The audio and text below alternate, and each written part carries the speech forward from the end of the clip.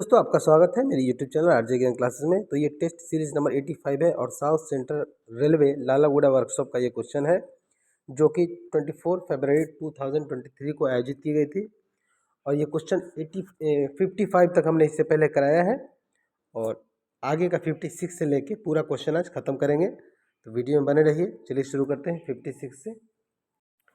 56 number जो question है उसमें बोलता है कि the maximum thickness of seats used in construction of ICF coach. ICF coach में जो सीट यूज होते हैं, ठीक है, प्लेट्स यूज होते हैं, सीट्स भी यूज होते हैं, तो उन सब में मैक्सिमम थिकनेस पूछ रहा है। तो 1.6 mm से लेके 16 mm तक का सीट्स और प्लेट्स यूज होते हैं आईसीएफ कोचेज़ में। तो मैक्सिमम पूछ रहा है तो 16 mm लगाएंगे, ठीक है, इसका 16 mm हो जाएगा। अधिकतम पूछा है मैक्सिमम, ठीक है। अब कुछ पार्ट्स हैं जिसका कि डायमेंशन है आईसीएफ में और थिकनेस है जो आपको याद रखना है। पहला है कि इनर जो हेड स्टॉक होता है, हेड स्टॉक इस तरह से यदि आईसीएफ कोच है और ये बफर अगर है तो यहाँ आउटर हेड स्टॉक होते हैं और यहाँ इनर हेड स्टॉक होते हैं। यहाँ भी एक इनर हेड स्टॉक होता है, यहाँ एक आउटर हेड स्टॉक होता है। टोटल जो है 4 हेड स्टॉक होते हैं, 2 इनर 2 आउटर। तो इनर हेड स्टॉक जो होता है उसका सेंटर जो प्लेट होते हैं वो 12 mm के होते हैं, 12 mm के, याद रखना है इसको। उसके बाद जो इनर हेड स्टॉक होता है उसका बीम वेब प्लेट होता है, बीम वेब प्लेट वो 10 mm का होता है वो भी याद रखना है। आउटर हेड स्टॉक जो है 8 mm का होता है, ये भी याद रखना है। सोल बार 5 mm थिकनेस होता है, एलएचबी में चल जाएंगे तो 6 mm होगा। उसी तरह इंड इंड वाल होता है, ठीक है, 56 का हो जाएगा डी। उसी तरह इंड वाल होता है, स्टैंक्शंस जिसको कहा जाता है, क्रॉस बियरर्स होता है, ठीक है। क्रॉस बियरर जो है रेल लेवल के एबव होता है, बिलो होता है, ठीक है। ट्रफ फ्लोर होता है, ये सब 4 mm का होता है, ठीक है। इंड वाल, स्टैंक्शंस, क्रॉस बियरर्स, ठीक है, ये और ट्रफ फ्लोर 4 mm का होता है। टर्न अंडर जो है, टर्न अंडर जैसे कि अगर ये आईसीएफ कोच जो है, ये कोच है तो आप देखते हैं यहाँ इस तरह से कोच होता है, ठीक है। और ये जो यहाँ पर इस तरह से बॉडी साइड पैच लगा रहता है, ठीक है। बॉडी साइड पैच के नीचे ठीक इस तरह से टर्नडर लगा रहता है, किसी किसी में होल होता है। जो नॉन एसी कोचेज जो है उसके टर्नडर में इस तरह से होल कर दिया जाता है, ठीक है। इस तरह से टर्नडर होता है कि यहाँ पर इस तरह से होल रहेगा, फिर यहाँ बड़ा होल रहेगा, फिर यहाँ इस तरह से होल रहेगा, फिर इस तरह से होल रहेगा, ठीक है। तो वो 5 mm के होते हैं, 4 mm के होते हैं। और जहाँ बन रहा है कोच, जहाँ रिपेयरिंग हो रही है, तो अभाव में, मटेरियल के अभाव में 3 mm का भी टेंडर बेंड करके यूज़ कर लिया जाता है। लेकिन हालांकि आपको नहीं देना है आंसर देना है या तो 4 mm नहीं तो 5 mm। 5 mm 100% सही होगा। अगर ऑप्शन में 5 mm नहीं रहेगा तो 4 mm लगाएंगे। उसके बाद जो है टर्न अंडर, जो टर्न अंडर तो हम बता दिया। फ्लोर साइड मोल्डिंग, जैसे आईसीएफ कोच इस तरह से है तो अंदर से आप देखेंगे कि जो अंदर के पार्ट्स है इस तरह से झुके हुए रहते हैं, ठीक है, ठीक है, इस तरह से रहते हैं अंदर के पार्ट्स। तो ये फ्लोर मोल्डिंग यहीं लगता है, ये अंदर में फ्लोर मोल्डिंग जिसको बोला जाता है, टर्नएंडर के जैसा ही होता है लेकिन वो उसका थिकनेस कम होता है। वो जो बॉडी साइड पैच के लिए जो मटेरियल यूज होता है 2 mm का, वही जो 2 mm का मटेरियल है वो क्या होता है, फ्लोर मोल्डिंग के लिए यूज होता है। तो वो भी याद रखिएगा कि फ्लोर मोल्डिंग जो होता है 2 mm का होता है। उसके बाद tough floor, body side pillars, body जो है इंड पैनल, उसके बाद क्या है, वेस्ट रेल, ये सब लाइट रेल, ये सब 2 mm का होता है। रूफ शीट 1.6 mm का होता है। ये बहुत पूछता है रूफ शीट, लेकिन नए नए जो क्वेश्चन नहीं पूछा अब तक वो भी बता दिए हैं कि एग्जाम में वो भी आ सकते हैं, ठीक है। तो 56 का हो जाएगा 16 mm यानी कि डी हो जाएगा। चलिए आगे देखते हैं 57। 57 क्या है कि dash is use to measure the roller clearance in roller bearing. Roller bearing में रोलर के बीच का जो क्लियरेंस होता है उसको मापने के लिए फीलर गेज का यूज किया जाता है, यानी कि 57 का हो जाएगा ए। उसका 58 देखिए, 58 क्या है, corrugated filter paper is use to manufacture of filters. जो कोरुगेटेड मतलब कि नालीदार, जो जालीदार जो होता है, ठीक है, उसका जो यूज किया जाता है वो किस पेपर का यूज होता है, यही आपसे पूछ रहा है, ठीक है। इसका जो आंसर हो जाएगा प्रॉपर फिल्ट्रेशन, किस पर्पज से यूज किया जाता है, तो proper filtration of oil, oil का प्रॉपर फिल्ट्रेशन से इस तरह से होता है। आपने कभी किसी दुकान में या घर में किसी तरह का देखा होगा, इस तरह से होता है, ऐसे होता है। यहाँ भी ऐसा होता है, ऐसा होता है, और इस तरह से होता है। इसमें ऑयल जाता है तो छन के जाता है, ठीक है, फिल्टर करके जाता है, तो उसी को फिल्टर कहा जाता है। इसका प्लांट जो है सिकंदराबाद में है, फिल्टर प्लांट का, जिसको कि LOFP कहा जाता है। LOFP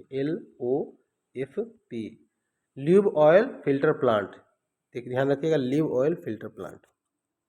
चलिए ये तो हो गया। तो 58 का हो गया D, 57 का हो गया A फिलर गेज, ठीक है। 59 चलते हैं। The welding process in which consumable electrode is use, consumable electrode का जिसमें यूज किया जाता है उस वेल्डिंग को क्या कहा जाता है? उस तरह के वेल्डिंग जो होते हैं उसको क्या कहता है? तो उसको मिग वेल्डिंग कहता है, मेटल इनर्ट गैस वेल्डिंग, ठीक है, MiG. Metal inert gas welding, inert मतलब अक्रिय गैस का प्रयोग होगा, मेटल का प्रयोग होगा और गैस वेल्डिंग होगा, ठीक है। तो मिग वेल्डिंग होता है। तो इसका आंसर जो हो जाएगा 59 का A हो जाएगा। उसके बाद देखिए 60 number question, compulsory deduction from substance allowance. जब किसी को सस्पेंशन के अंतर्गत रखा जाता है, सस्पेंड किया जाता है, तो कुछ अलाउंस में पाबंदी भी है जो कि आपके सैलरी से कटेंगे या नहीं कटेंगे। तो कुछ ऐसे अलाउंसेस हैं जो कि कंपलसरी हैं, जो कि आपको अभी जानना है, ध्यान रखना है सबको। इनकम टैक्स अगर ड्यू है तो वो कट जाएगा, ठीक है। हाउस रेंट भी कंपलसरी में आता है, तो इसका आंसर हाउस रेंट हो जाएगा, यानी कि C हो जाएगा। उसके बाद हाउस रेंट के साथ जो वाटर चार्ज, इलेक्ट्रिसिटी चार्ज है वो भी कटेंगे, ठीक है। उसके बाद station debits, store debits, workshop debit, किसी प्रकार के आपके ऊपर डेबिट है, यानी कोई आप सामान यूज़ किए, आपने स्टोर से निकाला, आपने नाम, टिकट नंबर या IU नंबर के हिसाब से कोई सामान निकाला, वो गुम हो गया, तो आपको उसका डेबिट देना होता है, तो उस तरह के डेबिट्स हैं वो भी कटेंगे। हॉस्पिटल का डाइट चार्ज है वो भी कटेंगे। कोई भी रेल कर्मचारी यदि हॉस्पिटल में एडमिट होता है तो उसको डाइट वहीं मिलते हैं। सभी हॉस्पिटल में ऐसी फैसिलिटी नहीं है, लेकिन जहाँ मिलता है वहाँ उसका डाइट चार्ज भी लगता है, ठीक है, तो वो भी कटेंगे। डॉक्टर फ़ी अगर है, हॉस्पिटल में अगर एडमिट है, डॉक्टर फ़ी उस स्थिति में कटेंगे जब डॉक्टर का कॉन्ट्रैक्ट सिस्टम होगा, ठीक है, तो वो भी चार्ज लग जाएंगे। लोन रिकवरी, यदि कि गवर्नमेंट के किसी भी बैंक से यदि आपने लोन लिया है तो वो आपके लोन कटिंग होंगे, या प्राइवेट बैंक से भी यदि लोन लिया है तो वो भी लोन कटिंग होंगे, ठीक है। तो ये होता है कंपलसरी डिडक्शन, ठीक है। तो याद रखिएगा, कोई भी ऐसा काम नहीं कीजिए जिससे कि आपको सस्पेंशन का सामना करना पड़े, समस्या होती है। हालांकि सस्पेंशन को पेनल्टी नहीं माना गया है, ये भी याद रखिएगा। उसके बाद कुछ है जो ऑप्शनल डिडक्शन है, ठीक है। चलिए इसको शुरू किए हैं तो इसको थोड़ा सा खींच देते हैं, ठीक है। 60 का कुछ ऑप्शनल डिडक्शन भी होते हैं, मतलब कि आप चाहें तो उसको कटा सकते हैं और नहीं चाहे तो नहीं कटा सकते। जैसे LIC का प्रीमियम होता है, वो आपके इच्छा अनुसार है। सब्सक्रिप्शन जो है रेलवे इंस्टीट्यूट या क्लब कोई है, जैसे कोई क्लब होता है या इंस्टीट्यूट होता है या कोई फील्ड होता है, इस तरह का सब्सक्रिप्शन है, तो आप अगर उस सब्सक्रिप्शन आप हैं तो थोड़ा सा बुकिंग करने में आपको कम पैसा लगता है, तो उसका पैसा जो है कटेगा। कोऑपरेटिव अगर बैंक में किसी तरह का ड्यूज है तो वो भी कटेगा। SBF जो है ना, और PF लोन अगर लिए हैं तो वो भी कटेगा। स्कूल फीस भी कटेंगे, ठीक है। कुछ है प्रोहिबिटेड डिडक्शन, मतलब एकदम ज़रूरी है, कटना ही कटना है, ठीक है। तो GPF होता है, जनरल प्रोविडेंट फंड, अगर सब्सक्रिप्शन किए हुए हैं तो उसका जो कटिंग होता है वो कटेगा। कोर्ट अटैचमेंट, ठीक है, कोर्ट के हिसाब से कुछ अगर आपके यहाँ ड्यू है तो वो भी कटेगा। और गवर्नमेंट पॉलिसी में किसी तरह का आपने नुकसान किया है, और जैसे किसी तरह का नुकसान हो जाता है किसी कर्मचारी से, कोई जो प्रॉपर्टी है गवर्नमेंट की, वो आपके मिस्टेक से, जैसे गाड़ी में आप वेल्डिंग कर रहे हैं या कटिंग कर रहे हैं, तो कोई अच्छा जो वायर है, इलेक्ट्रिक वायर है, वो जल गया, तो उसका जो है जैसे ही इन्फॉर्मेशन मिलेगा आपके बड़े सुपरवाइज़र को या ऑफिसर को, तो वो क्या करते हैं, इसका जो है कंप्लेन आगे करते हैं। और क्या होता है कि जितना नुकसान हो गया है उसका भरपाई के लिए कुछ लिमिट बांध देते हैं कि 40,000 रुपये का वायर नुकसान हो गया। अब इसमें से काम कौन कौन आदमी कर रहा था, 2 आदमी कर रहा था, दोनों को 40 यानी कि 20,000 महीना, 20,000 रुपये देना है। तो वो एक बार में नहीं काटते हैं, 1,000 2,000 का महीना फिक्स कर देते हैं, तो वो भी कटेगा, ठीक है। तो इतना आप याद रखिएगा। इसमें ये पूछा है सब्सटेंशियल अलाउंस कंपलसरी, लेकिन किसी में ऑप्शनल डिडक्शन भी पूछ सकता है, किसी में प्रोहिबिटेड डिडक्शन भी पूछ सकता है, तो याद रखिएगा। चलिए 61 देखिए, voids caused by interrupt gases in welding, in the welding. Voids का मतलब हो गया जो खाली जगह होता है, रिक्तियाँ होता है, खाली जगह, उसी को वॉइड्स कहा जाता है। तो जब वेल्डिंग हम लोग करते हैं, इस तरह की यदि वेल्डिंग है, ठीक है, तो कभी कभी देखते हैं कि ऐसे ऐसे बबल्स की तरह इसमें यूज हो दिखता है, आ जाता है बबल्स की तरह, उसी को पोरोसिटी कहा जाता है, या उसको ब्लो होल्स भी कहा जाता है। ठीक है, ये भी याद रखिएगा, पोरोसिटी को ही ब्लो होल्स कहा जाता है। कारण क्या है कि यदि आपने जिस मेटल पर वेल्डिंग कर रहे हैं, ठीक है, तो वो उसमें मॉइस्चर है या ऑयल है, पेंट है, ग्रीस है, कुछ भी उसमें लगा हुआ है, तो उसके जगह जगह पर उसकी वजह से क्या होता है, उसमें पोरोसिटी उत्पन्न हो जाता है। वो गंदा है, यदि उस पर मेटल जो है ना, उस पर बहुत सारे डस्ट लगे हुए हैं, तो भी पोरोसिटी हो जाता है। ठीक है, करंट अगर ज़्यादा हो, जो सुटेबल करंट है वो यूज नहीं कर रहे हैं, तो भी पोरोसिटी हो जाता है। उसके बाद क्यों होता है कि वेल्डिंग के दौरान कुछ गैसेस जो हैं उसमें से निकलना चाहते हैं, लेकिन निकल नहीं पाते, उसी में दब के रह जाते हैं। और जब जैसे धुआं कम होता है, उसका जो प्रेशर कम होता है, फायर आग का टेम्परेचर कम होता है, तो धीरे धीरे क्या बबल्स बना देते हैं, वही होता है। तो इसको हम लोग पोरोसिटी कहा जाता है। ठीक है, तो खाली खाली जगह इस तरह का रहेगा तो उसको क्या कहते हैं, पोरोसिटी, याद रखिएगा। तो इसका आंसर हो जाएगा 61 का ए। 62 देखिए, cotton steel means, cotton steel क्या होता है, कॉटन स्टील होता क्या है, यही आपसे पूछ रहा है। तो कोरोजन रेसिस्टेंस टेंसाइल स्टील होता है, मतलब करोजन से, कोरोजन मतलब जंग लगने से जो बचाता है, जंग का जहाँ कम, जंग का जो है आए, जंग कम लगेंगे, उसी कॉटन स्टील कहा जाता है। आगे देखिए 63, free height of 16.25 ton AC coaches bolster spring. AC coaches का जो है 16.25 टन लिख दिया, तो एसी कोच लिखने का ज़रूरत नहीं है, क्योंकि 16 टन का जो होता है वो एसी ही होता है। तो उसमें जो बोलिस्टर के फ्री हाइट होते हैं वो 400 mm होते हैं। ठीक है, लेकिन यही बोलिस्टर का अगर नॉन एसी में पूछे फ्री हाइट, ठीक है, तो होता है 385। ठीक है, याद रखिएगा 385। यदि नॉन एसी में एक्सल बॉक्स स्प्रिंग का साइज पूछेगा फ्री हाइट, तो 360 mm होता है, ये भी याद रखिएगा। एसी में एक्सल बॉक्स स्प्रिंग का अगर साइज पूछता है तो 375 mm होता है, ये भी याद रखिएगा। यानी कि एसी कोच में बोल्स्टर का फ्री हाइट 400 mm होता है, एक्सल बॉक्स का जो फ्री हाइट होता है एसी में वो 375 mm होता है। नॉन एसी में देखिएगा बोल्स्टर का स्प्रिंग हाइट 385 mm होता है, और एक्सल बॉक्स का स्प्रिंग का फ्री हाइट 360 mm होता है। तो ये सारे बात को याद रखिएगा, कोई भी क्वेश्चन कभी भी एग्जाम में आ सकते हैं। हमने मटेरियल जो दिया है इसमें सारे क्वेश्चन जो है उपलब्ध हैं, जो भी आपको बोला जाता है मैक्सिमम उसमें उपलब्ध रहते हैं। तो मटेरियल को ध्यान से पढ़िएगा। एक बार जिस क्वेश्चन को आपने देख लिया, अब जैसे यही देख लिया कर्टेंस का जो RDSO स्पेसिफिकेशन है, तो इससे संबंधित आपको क्वेश्चन मटेरियल में ढूंढना है और सारे को पढ़ के जो है दिमाग में फिट कर लेना है, क्योंकि एग्ज़ाम में कोई ज़रूरी नहीं है कि सेम टू सेम ही क्वेश्चन आ जाएंगे, लेकिन उसके बल्कि उसके जो है ना इधर उधर के क्वेश्चन भी आ जाएंगे, तो उसको भी पढ़ना है। तो चलिए, इसका 400 mm हो जाएगा, और 64 जो है RDSO specification for cotton fabric. Cotton fabric के लिए RDSO का स्पेसिफिकेशन जो है C9911 है। ठीक है, इसका ए हो जाएगा, 64 का ए हो जाएगा। 65 देखिए, category B item are, B item, B type item, B item मतलब बी टाइप आइटम है। ठीक है, तो ABC एनालिसिस आपने सुना होगा, ABC, ठीक है, जिसको कि इन्वेंट्री कंट्रोल भी कहा जाता है। उसमें क्या होता है कि 3 तरह के आइटम में उसको बांटा गया है, A, B और C। ये स्टोर का क्वेश्चन है।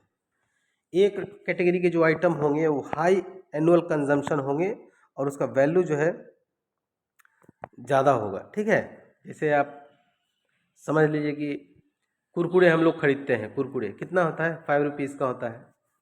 ठीक है, लेकिन वही हम फेविक्विक खरीदेंगे, वो भी कितना है, 5 रुपीज़ का है।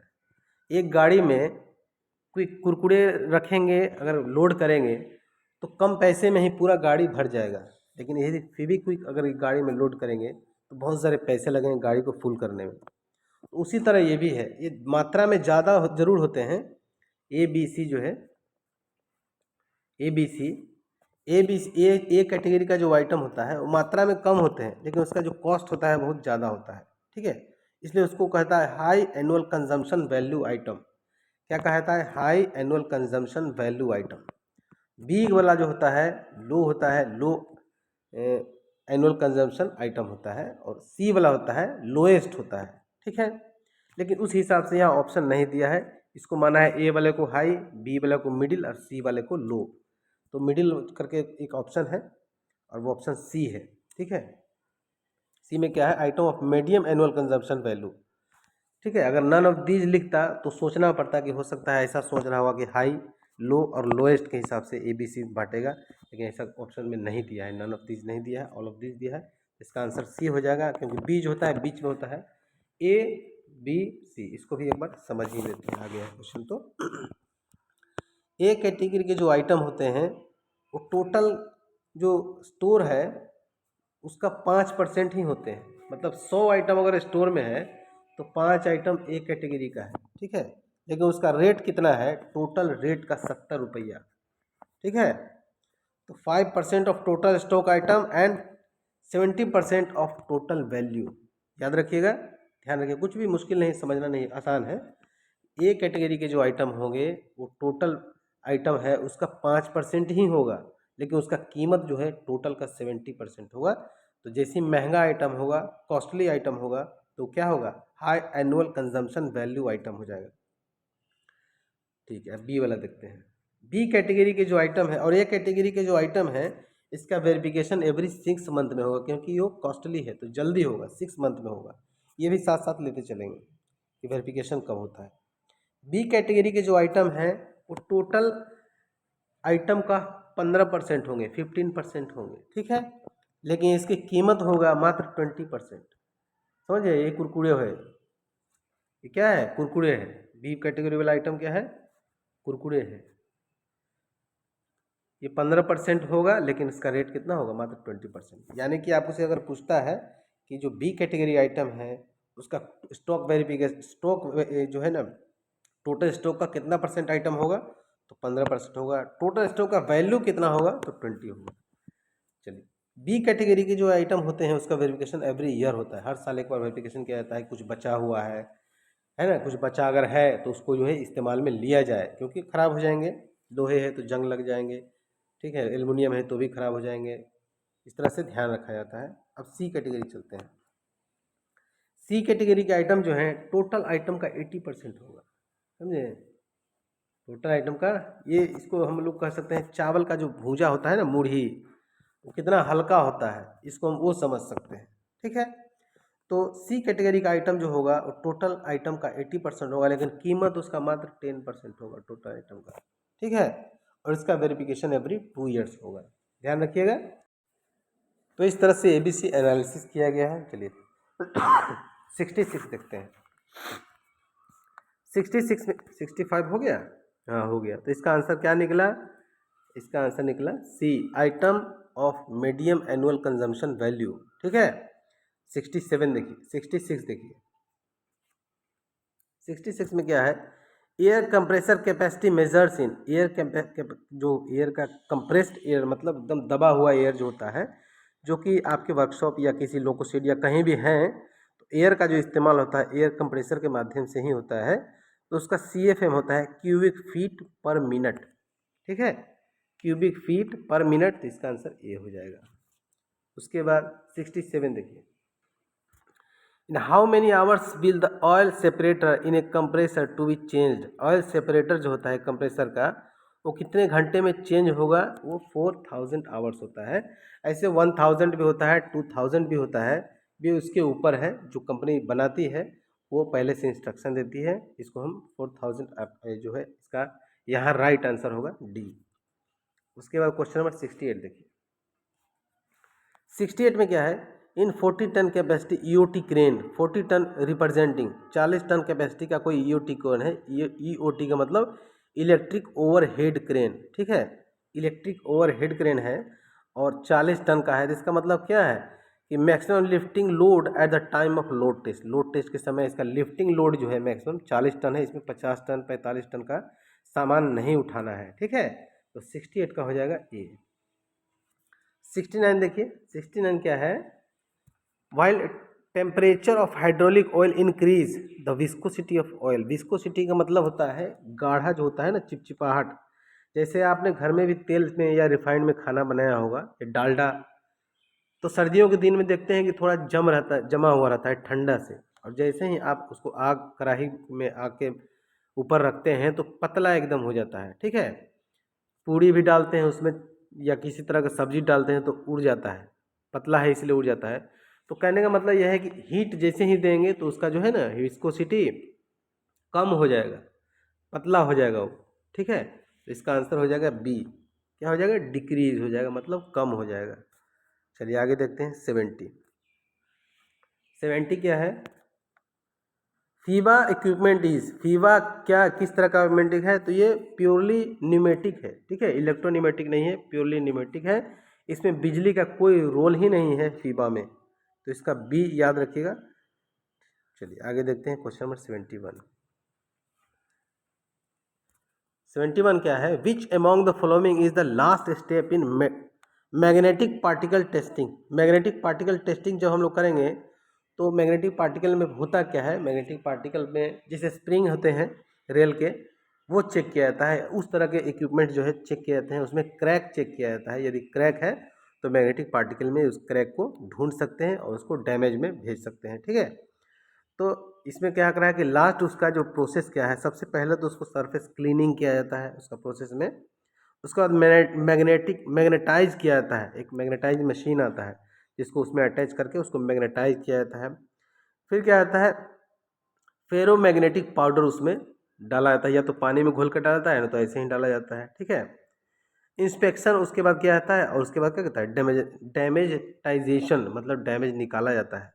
तो क्या है डैमेजटाइजेशन, इसका सी करेक्ट आंसर होगा। आगे देखते हैं क्वेश्चन नंबर 72। 72 क्या है, what is the full form of PAC. PAC का फुल फॉर्म क्या होता है, प्रोप्राइटरी आर्टिकल सर्टिफिकेट। बी 72 का सी हो जाएगा बी।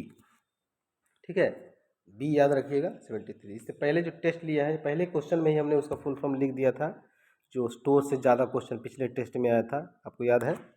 ठीक है, जो नए लोग हैं वीडियोस देख रहे हैं और हमसे जुड़ना चाहते हैं, उनको अच्छा लग रहा है हमारा कंटेंट, तो लास्ट में आपको बताया जाएगा कैसे हमसे जुड़ेंगे और क्या चार्जेस फी रखा गया है। चलिए 73 देखिए, the railway budget has merge with the general budget.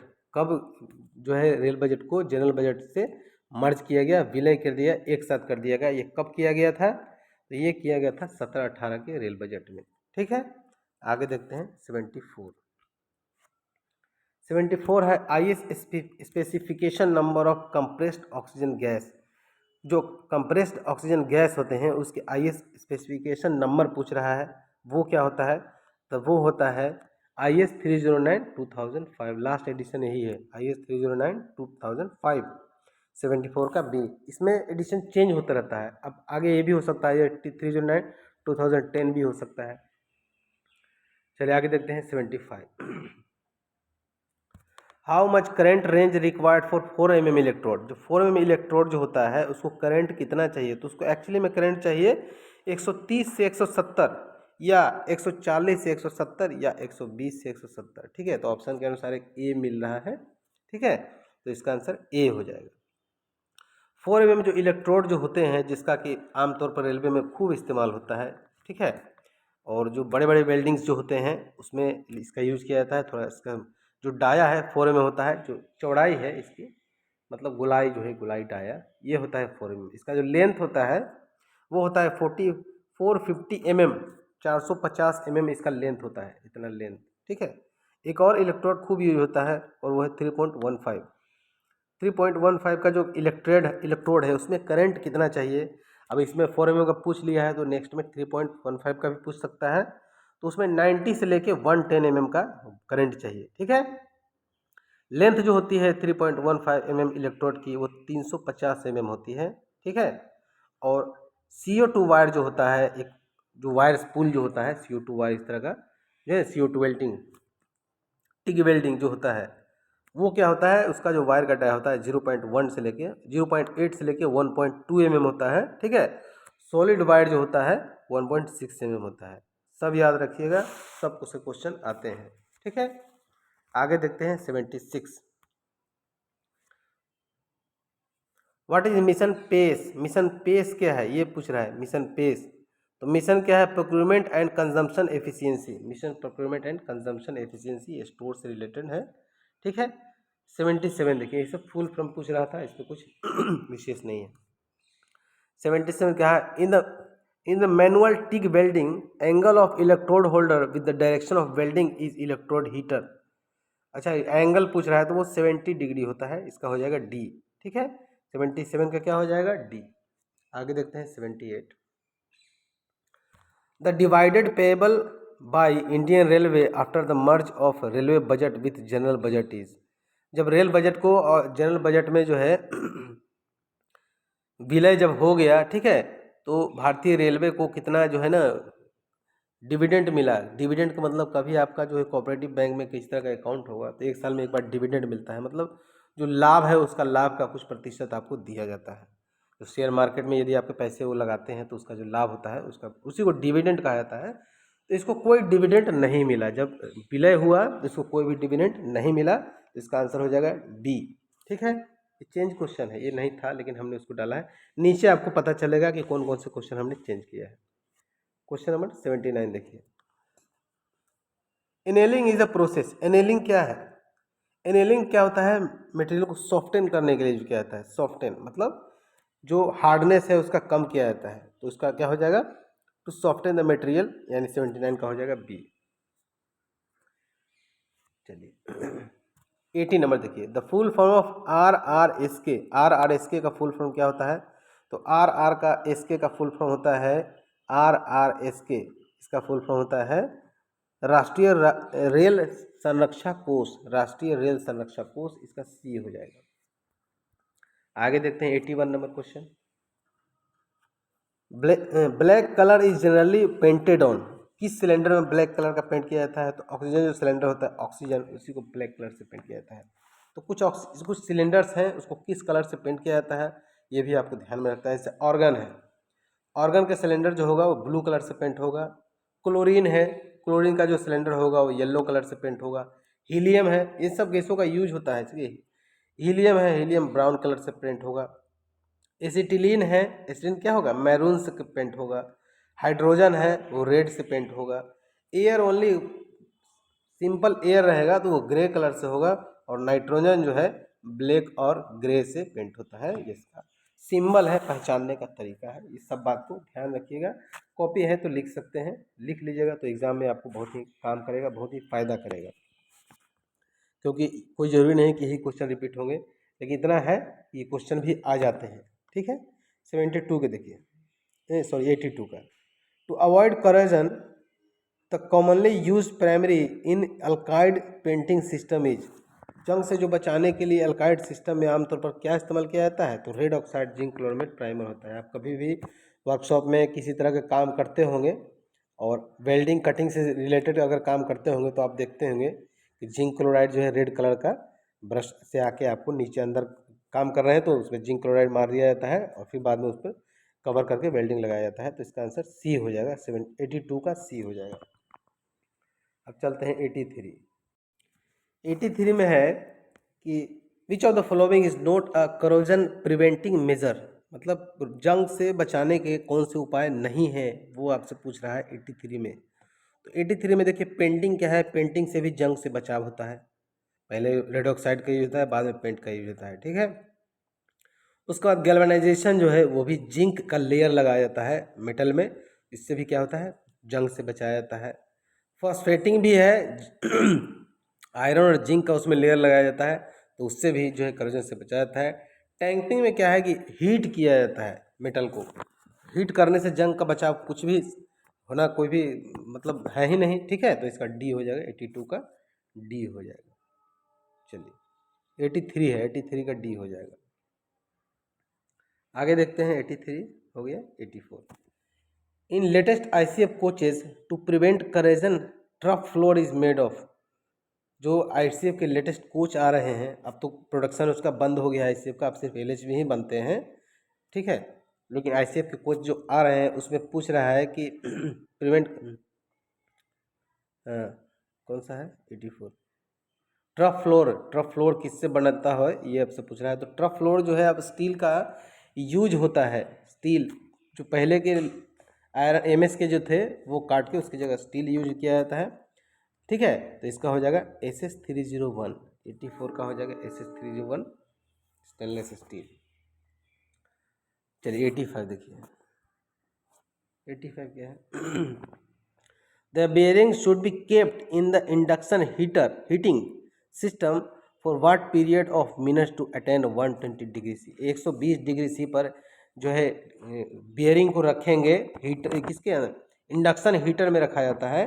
तो कितना समय तक रखेंगे, तो 5 से 7 मिनट होता है, इसका डी हो जाएगा। ऐसा क्यों रखा जाता है कि किसी प्रकार का मॉइस्चर है या किसी प्रकार का उसमें जो है ना बैक्टीरिया वगैरह कुछ है, तो वो क्या होते हैं हीटिंग करने से वो सब खत्म हो जाते हैं और बाद में बेयरिंग में किसी प्रकार का डिफेक्ट जल्दी नहीं आता है, इसलिए ऐसा किया जाता है। तो इसका आंसर डी हो जाएगा 5 to 7 मिनट। ठीक है, आगे देखते हैं क्वेश्चन नंबर 86।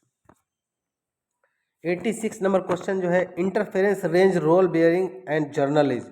रोल बेयरिंग का इंटरफेरेंस रेंज पूछ रहा है। इंटरफेरेंस करके टाइट किया जाता है एक्सेल बॉक्स के साथ, तो उसका जो रेंज होता है माइक्रोन में होता है और 43 से 78 माइक्रोन होता है। लेकिन ऑप्शन में 43 से 78 माइक्रोन नहीं दिया है, 68 माइक्रोन ही दिया है। तो इसका आंसर फिर भी हम लोग बी लेंगे। एक्चुअली में इसका 43 से 78 माइक्रोन होता है। ठीक है, 87 देखते हैं। 87 क्वेश्चन क्या है कि minimum regular service is required for railway employ to get eligibility for post retirement complimentary pass. ठीक है, पोस्ट रिटायरमेंट कम्प्लीमेंट्री पास ऐसा पास होता है जो कि रिटायरमेंट के बाद या तो रिटायर कर्मचारी को मिलता है या तो उसके मरने के बाद उसकी जो विधवा पत्नी होती है उसको मिलता है। ठीक है, तो उसमें कुछ शर्त बनाए गए हैं कि कितना सर्विस करने के बाद वो मिलेगा। देखिए उसमें 3 तरह के हैं, 3 तरह के क्वेश्चन आते हैं। पहला ये है कि यदि ग्रुप डी का अगर कोई कर्मचारी है और जीवन भर ग्रुप डी में ही रह गया, 20 साल यदि सर्विस नहीं किया, तो उसको किसी भी प्रकार का पोस्ट रिटायरमेंट कम्प्लीमेंट्री पास नहीं मिलेगा। यानी minimum age of service for post retirement complimentary pass is 20 years. ठीक है, इसका हो जाएगा सी। दूसरा है सी कैटेगरी के जो स्टाफ होते हैं, सी ग्रुप जो होते हैं, सी ग्रुप वो आपको बताना है। सी ग्रुप में 20 से यदि 25 साल तक अगर सर्विस आपने किया है सी ग्रुप में, एसएससी सब सी ग्रुप में ही आते हैं, एडब्ल्यू में हो गए तो बी ग्रुप में हो गए। तो एसएससी अब लास्ट एसएससी तक ही बहुत लोग जाते हैं, उसके बाद रिटायर हो जाते हैं। अब बहुत ही अच्छा अपॉर्चुनिटी रेलवे ने निकाली है कि जो जेई है, एसएससी है या 4200 ग्रेड पे के कोई भी कर्मचारी है वो डायरेक्ट एडब्ल्यू के लिए फाइट कर सकते हैं। ठीक है, बहुत अच्छा ये निकला है और इसका लाभ बहुत लोगों ने लिया भी है, हमारे क्लास के माध्यम से रिजल्ट भी हो गया है एडब्ल्यूएम में।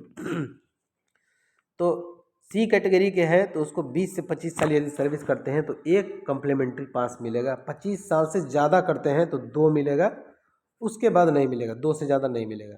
25 साल से ज़्यादा कितना भी कर लिया, ठीक है, तो 2 मिलेगा। 25 साल तक किया, 20 से 25 साल तो 1 मिला, 20 से कम किए तो कोई नहीं मिलेगा, कुछ नहीं मिलेगा। ठीक है, सी कैटेगरी में। और ए और बी में क्या शर्त रखा गया है कि 20 से 25 साल यदि सर्विस देते हैं तो 2 सेट मिलेगा। ठीक है, और 25 साल से ज़्यादा सर्विस देते हैं तो 3 सेट मिलेगा, 3 सेट। तो सब बात याद रखिएगा। ठीक है, 87 हो गया, 88 की तरफ चलते हैं। ये सब जो है लीव पास रूल के जो वीडियो मटेरियल जो है आपको प्रोवाइड कराए गए हैं उसमें पूरी तरह से बढ़िया से लिखा हुआ है, आप उसको पढ़िएगा। ठीक है, सबको ये मटेरियल दिया जाता है, सबके पास ये है उपलब्ध है। आप मैसेज मत कीजिएगा कि मुझे नहीं है, सबको पास है ये। 88 देखिए, thickness of aluminium chequered sheet used in doorway of WGSCN। तो WGSCN पहले होता क्या, ये देखिए, W मतलब वेस्टिबुल, G मतलब सेल्फ जनरेटिंग, ठीक है, और S का मतलब स्लीपर और CN का मतलब हो गया 3 टायर। तो स्लीपर 3 टायर कोच सीधा हम लोग समझते हैं। तो उसमें जो है चेकर्ड प्लेट, एल्युमिनियम का प्लेट लगाया जाता है। जैसे ही बोगी में एंट्री करेंगे तो दरवाजे के पास इस तरह की बोगी है और यहाँ दरवाजा है, तो यहाँ एल्युमिनियम का चक्कर प्लेट लगाया जाता है, यहाँ भी लगाया जाता है। बीच में क्या आता है, PVC यानी पोली विनाइल क्लोराइड का जो है ना सीट बिछाया जाता है और उसका साइज 2 mm होता है PVC का। लेकिन चक्कर प्लेट जो होते हैं उसके जो थिकनेस होते हैं 2.03 होता है। तो इसका हो जाएगा डी, 88 का हो जाएगा डी। 89 देखिए, 89 क्या है, in sport welding spacing between two sport weld should not be less than. Sport welding ऐसा वेल्डिंग है जिसमें कि कॉपर का जो है ना, इलेक्ट्रोड कॉपर का यूज होता है, इस तरह से प्रेशर से होता है, इस तरह से इलेक्ट्रोड मशीन से ऊपर से आते हैं और एक इलेक्ट्रोड ऐसे जाते हैं, ठीक है, बीच में सीट को रखा जाता है, ठीक है। अब जैसे ही प्रेशर यहाँ से दबेगा, ठीक है, तो ये एक दूसरे में ये टच होगा और जहाँ टच होगा वहाँ वेल्डिंग हो जाएगा, ठीक है। यहाँ टच होगा, यहाँ टच होगा, सब हटा हटा के जगह बदल बदल के उसका चेंज करके वेल्डिंग किया जाता है, ठीक है। उसके जो बीच की दूरी जो होती है वो होती है 3D, याद रखिएगा। आगे देखते हैं question number 90। Toxicity value of rexine, DTBP and cotton fabric as per RDSO specification. Toxicity का उसका जो वैल्यू होता है वो होता है, टॉक्सिसिटी का जो वैल्यू होता है वो होता है <<1 ठीक है, <<1 होता है, यानी कि इसका 90 का हो जाएगा ए। बहुत ही डिफिकल्ट आपसे क्वेश्चन पूछा गया है ये लालागुड़ा वर्कशॉप में। रैंकर कोटा के जो एग्ज़ाम होते हैं उसमें कुछ डिफिकल्ट क्वेश्चन होते हैं और जनरल LDC के एग्ज़ाम जो होते हैं वो कुछ ठीक होते हैं, ठीक है। चलिए आगे देखते हैं 91। In radiography testing dash rays use to location internal defect. कौन सा रेज, तो गामा रेज और एक्स रेज, दोनों तरह के रेज जो है इंटरनल डिफेक्ट्स के लिए यूज किए जाते हैं पता लगाने के लिए, उसका सी हो जाएगा। 92 नंबर क्वेश्चन देखिए। Dash is following in the following test which is not non destructive test. Test दो प्रकार के होते हैं, एक डिस्ट्रक्टिव होते हैं और एक नॉन डिस्ट्रक्टिव होते हैं। डिस्ट्रक्टिव वो होता है जिसमें कि मटेरियल वेस्ट हो जाता है टेस्ट करने में, और नॉन डिस्ट्रक्टिव वो होता है जिसमें मटेरियल में कुछ नहीं होता है और टेस्ट भी हो जाता है। तो मैग्ना फ्लक्स टेस्ट भी है, ये भी नॉन डिस्ट्रक्टिव टेस्ट है। डाई पेनिटेंट टेस्ट है, ये भी नॉन डिस्ट्रक्टिव टेस्ट है। रेडियोग्राफी भी नॉन डिस्ट्रक्टिव, लेकिन टेंसाइल टेस्ट में क्या है, उसको खींचा जाता है, ठीक है, खींचने से उसमें क्रैक आ जाएगा तो खराब हो जाएगा। तो यही जो है नॉन डिस्ट्रक्टिव टेस्ट नहीं है, ठीक है, डिस्ट्रक्टिव इसका डी हो जाएगा। क्वेश्चन नंबर 93 देखिए। वीडियो के लास्ट तक बने रहिएगा, आपको लास्ट में जो क्वेश्चन चेंज किए गया है इस क्वेश्चन से वो दिखाया जाएगा और कैसे चेंज किया था, क्यों चेंज किया था वो भी बताया जाएगा। 93 देखिए। What is the full form GEM, GEM, GEM, ठीक है। आजकल जो मार्केटिंग पूरे होते हैं रेल के अंदर जो है जेम से ही होते हैं। तो जेम क्या है, गवर्नमेंट ई मार्केट प्लेस होता है, गवर्नमेंट ई मार्केट प्लेस, और इसका डी हो जाएगा।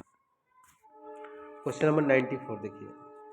Dash is the resistance of material to plastic deformation by attention.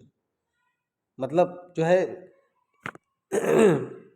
Plastic विरूपण के लिए एक सामग्री का प्रतिरोध कौन सा है, हार्डनेस है, ठीक है, हार्डनेस, इसका सी हो जाएगा। क्वेश्चन नंबर 95 देखिए। AAC इसका फुल फॉर्म क्या होता है, स्टोर का क्वेश्चन है, ठीक है। Average annual consumption, average annual consumption option number किस में है, ए में है, तो इसका ए हो जाएगा। आगे देखते हैं 96। Mounting of roller bearing is done by heating the bearing on. अभी आपको एक क्वेश्चन मिला था जिसमें हमने बोला था कि उसको जो है ना इंडक्शन हीटर में गर्म किया जाता है, हीट किया जाता है 120 डिग्री तक 5 से लेकर 7 मिनट तक। तो इंडक्शन हीटर आंसर हो जाएगा 96 का हो जाएगा डी। चलिए 97 देखिए। 1 इंच का कितना बराबर होता है, 25.4 होता है, ये तो बहुत ही आसान सा था। Buffer stock is also known as, buffer stock को किस नाम से जाना जाता है, तो बफर स्टॉक को सेफ्टी स्टॉक भी कहा जाता है, ठीक है। तो 98 का हो जाएगा बी। 99 देखिए। Part C model soft 2018 deals with, जो उसका पार्ट सी है मॉडल सॉफ्ट 2018 का, वो मिसलेनियस मैटर से रिलेटेड है, तो 99 का हो जाएगा सी। 99 हो गया। 100 देखिए। What is the statutory limit of hours of employ of intensive category employ. Statutory limit है तो 45 आवर्स है इंटेंसिव का, ये HOER का क्वेश्चन है, ठीक है। 101 देखिए। Which article of the Constitution of Indian empowers the Indian state to choose their own language, official language? मतलब संविधान का कौन सा अनुच्छेद है जो अधिकार देता है राज्य को वो अपनी इच्छा से राजभाषा का चुनाव करे, अपने हिसाब से राजभाषा को चुने। तो वो कौन सा आर्टिकल है, आर्टिकल 345, ठीक है। 101 का डी हो जाएगा। 102 देखिए, if a state does not choose official language for it self from the language spoken in the state, what language will be official language. मतलब कोई स्टेट अपना ऑफिशियल लैंग्वेज का चुनाव नहीं किया है तो तब तक उसके जो सरकारी काम है या और भी जो है उसके लिए किस लैंग्वेज का प्रयोग माना जाएगा वो उसका ऑफिशियल लैंग्वेज के रूप में, तो वो कोई भी लैंग्वेज का वो मान सकता है तब तक के लिए, टेम्परेरी। इंग्लिश भी मान सकता है, ठीक है। All the language spoken in the state, जो स्टेट में बोला जाता है वो भी मान सकता है, इंग्लिश भी मान सकता है। तो इसका ए हो जाएगा। क्वेश्चन नंबर 103 देखिए, ये ए ही हो जाएगा। ऑल बोल दिया तो उसमें इंग्लिश भी हो गया ना। 103 देखिए, how many state and union territories are there in region A. Region A में कितने स्टेट हैं और जो है केंद्र शासित प्रदेश हैं वो आपसे पूछ रहा है, तो उसमें 11 हैं, ठीक है। कौन कौन है? बिहार है, छत्तीसगढ़ है, झारखंड है, उत्तराखंड है, हरियाणा है, हिमाचल प्रदेश है, मध्य प्रदेश है, राजस्थान है, यूपी है, और यूनियन टेरिटरी में दिल्ली है, दमन एंड दादर एंड नगर हवेली है, ठीक है। दादर एंड नगर हवेली नहीं है, अंडमान निकोबार है, ठीक है। अंडमान निकोबार और दिल्ली, इतना जो है ए रीजन में आते हैं। बी रीजन में देखिए, गुजरात है, महाराष्ट्र है, पंजाब है, चंडीगढ़ है, दमन एंड दीव है, दादरा एंड नगर हवेली, ये सब बी रीजन में आते हैं। और सी रीजन में जो है ये आंध्र प्रदेश हो गया, तेलंगाना हो गया, कर्नाटक है, तमिलनाडु है, केरला है, उड़ीसा है, अरुणाचल प्रदेश है, ये सब स्टेट जो है सी रीजन में आते हैं। यानी कि ए बी को छोड़ के जो बचेगा वो सी में होगा। तो 104 का हो जाएगा 6। 6 कौन कौन है? गुजरात है, महाराष्ट्र, पंजाब, ठीक है, और केंद्र शासित प्रदेश 3, चंडीगढ़, दमन दीव और दादरा एंड नगर हवेली। 3 स्टेट और 3 केंद्र शासित प्रदेश, टोटल 6 है। तो 104 का हो जाएगा बी। 105 देखिए, how long is the Prabodh course conducted under intensive examination training. जो इंटेंसिव ट्रेनिंग होता है, गहन ट्रेनिंग, ठीक है, तो गहन ट्रेनिंग होता है उसमें जो है प्रबोध अगर है तो 25 वर्किंग डेज में उसका ट्रेनिंग होता है, प्रवीण है तो 20 वर्किंग डेज में ट्रेनिंग होता है, प्रज्ञा है तो 15 वर्किंग डेज में इसका ट्रेनिंग होता है। तो क्या पूछ रहा है? पूछ रहा है प्रबोध, तो प्रबोध है 25 वर्किंग डेज में। इसमें पूछ रहा है प्रवीण, प्रवीण होता है 20 वर्किंग डेज में, ठीक है। और सी में पूछ रहा है प्रज्ञा, प्रज्ञा होता है 15 वर्किंग डेज में, ठीक है। तो इसका आंसर ए बी सी हो गया। 104 देखिए, 108 sorry, when the constitution was adopted how many language were included in the 8th schedule of initially. जब संविधान को लागू किया गया तब संविधान के 8वीं अनुसूची में जो 22 भाषाएं अभी हैं वो उस समय कितनी थी? तो उस समय 14 भाषा थी, ठीक है। इसका आंसर हो जाएगा ए। अब देखिए 109, what is the prescribed final course for the ministerial staff of central government. Final course पूछेगा तो प्रबोध है, प्रवीण है, प्रज्ञा है। प्रज्ञा फाइनल कोर्स है। पहला कोर्स पूछेगा, एलिमेंट्री कोर्स पूछेगा तो प्रबोध होगा, अब बीच वाला प्रवीण है, ठीक है। 109 का हो जाएगा ए। 110 देखिए, 110 क्या, official language act is not applicable to which state. Official language जो है तमिलनाडु पर एप्लीकेबल नहीं है, ठीक है। तो इस तरह से टेस्ट हो गया, मतलब आपका वीडियोस हो गया। देखिए हमारा टेस्ट होता कैसे थे, अभी हमने ये क्वेश्चन 110 कर दिया, अब ये आपका आंसर की है, ठीक है, ये आंसर की है। उसके बाद कुछ रिमार्क्स भी होते हैं कुछ क्वेश्चन में, वो हम भी लिख देते हैं। उसके बाद जो है चेंज क्वेश्चन भी होते हैं, वो भी लिख देते हैं। जो क्वेश्चन चेंज किए गए हैं बहुत ही आसान से प्रश्न थे, और वो देखिए दूसरा नंबर जो क्वेश्चन है वो चेंज किया गया था, उसके जगह दूसरा क्वेश्चन डाला गया था। 2 नंबर जो क्वेश्चन अभी हमने आपको पढ़ाया है वो वहाँ के द्वारा पूछा हुआ क्वेश्चन नहीं था, वो हमने डाला है। और वो क्वेश्चन क्या था, the with regard of LHB coach schedule what is SS1। SS1 क्या होता है, उसका फुल फॉर्म यही पूछ रहा है। तो बहुत ही आसान से प्रश्न थे, सॉफ्ट शेड्यूल 1। अब बहुत ही इंपॉर्टेंट टेस्ट होता है 110 क्वेश्चन का, और उसमें इस तरह के क्वेश्चन यदि आपको डाला जाता है तो टाइम वेस्ट इसको कहा जाएगा, ठीक है, इसलिए इसको चेंज कर दिया जाता है। तीसरा नंबर क्वेश्चन भी चेंज था, इसमें पूछ रहा था कि LHB का फुल फॉर्म क्या होता है, तो इसका लिंक हॉफमैन बुश होता है। जो चेंज किया जाता है वो नीचे भी दे दिया जाता है ताकि आपको पता भी चलता रहे कि रिपीट कौन से क्वेश्चन हो रहे हैं।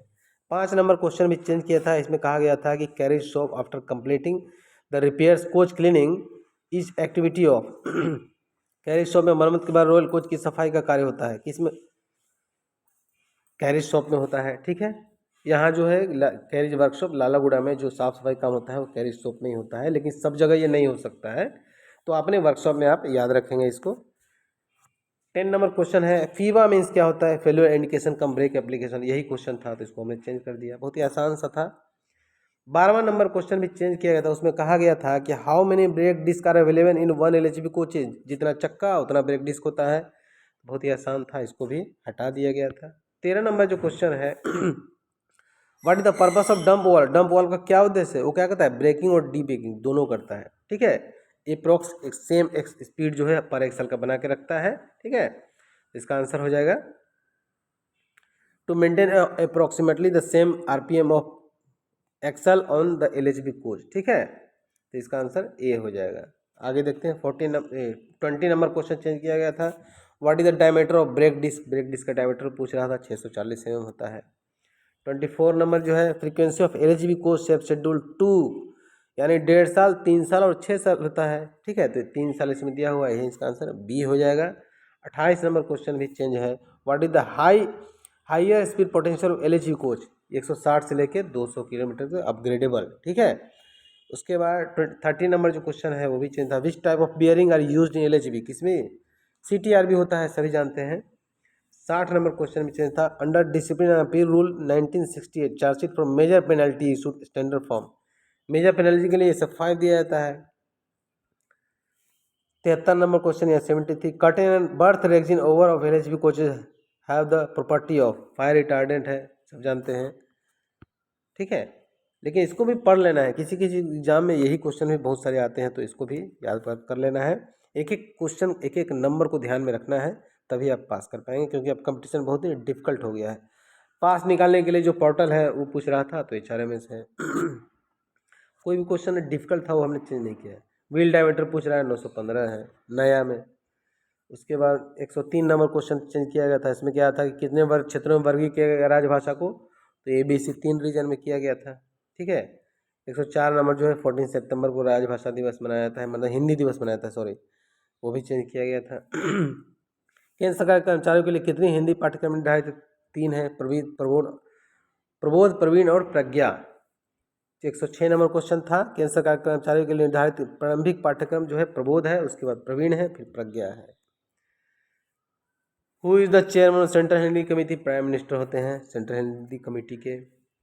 108 नंबर क्वेश्चन भी चेंज किया गया था, according to article 343(1) of constitution Hindi is the official language of union of India and script क्या है इसका होगा? देवनागरी होगा। तो इतने क्वेश्चन चेंज कर दिए गए थे, ठीक है।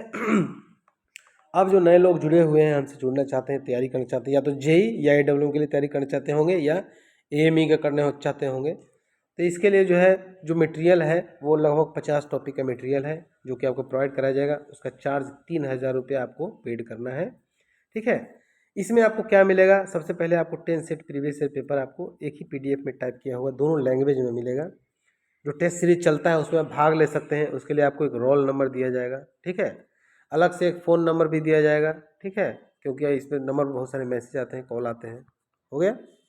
रिकॉर्डेड क्लास जो अलग से होता है उसका वीडियो लिंक आपको दिया जाएगा, रिकॉर्डेड क्लास का वीडियो लिंक दिया जाएगा। जो मटेरियल जो तो दिया ही जाएगा, टोटल मटेरियल, ठीक है। और जो है टेस्ट सीरीज के लिए एक रोल नंबर दिया जाएगा। तो आप टेस्ट सीरीज भी ज्वाइन कर सकते हैं। टेस्ट सीरीज के लिए अलग से चार्ज है, 100 पर मंथ पेड करना है टेस्ट सीरीज का।